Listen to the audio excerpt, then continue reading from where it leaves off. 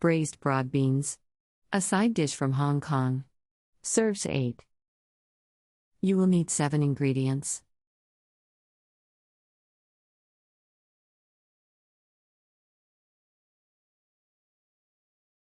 Step 1. Cut the spring onion crossways into very thin rounds. Wash broad beans and if frozen, defrost thoroughly and drain.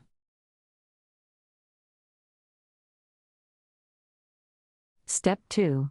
Put oil in wok and set over a high heat. When hot, put in the broad beans. Stir briskly for 30 seconds, then add salt, stock, and sugar. Cover and cook on a high heat for 6 to 7 minutes until the beans are just tender. Remove lid and boil away all of the liquid. Add spring onion and sesame oil, toss and serve.